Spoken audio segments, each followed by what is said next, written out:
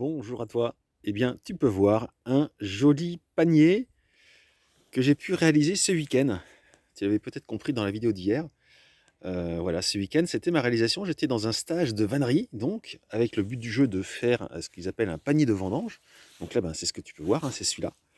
Et c'était vraiment un super week-end, très très agréable, très bien organisé. Donc cette association, ben, je la remercie et c'est vraiment très très chouette. Ce qui est super, ben, c'est qu'ils m'ont donné également quelques osiers, quelques saules hein, à replanter, qui sont un petit peu différents de celui que j'avais récupéré et que là j'ai mis pour replanter plus tard également. Et alors ce qui est sympa, c'est que vu que j'avais fini un petit peu en avance, eh bien j'ai commencé à faire aussi une petite maison. Ça, ce sera un abri pour les oiseaux.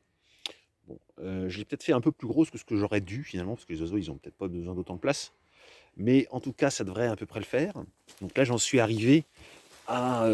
j'ai fait l'ouverture, tu vois. Voilà, ouverture à 15 cm, 12-15 cm au-dessus du sol, du fond, hein, ce qui permet en principe apparemment que les mésanges, par exemple, y viennent. Et vu que j'ai beaucoup de mésanges dans le coin, je me dis que ça peut être sympa. Et ce qui est chouette, c'est que même pour finir cette réalisation, eh bien, ils m'ont donné de petits osiers donc, qui vont permettre de finir ça, qui sont là. Voilà, ils sont stockés ici dehors pour garder de l'humidité et garder leur souplesse, hein, l'ensemble également.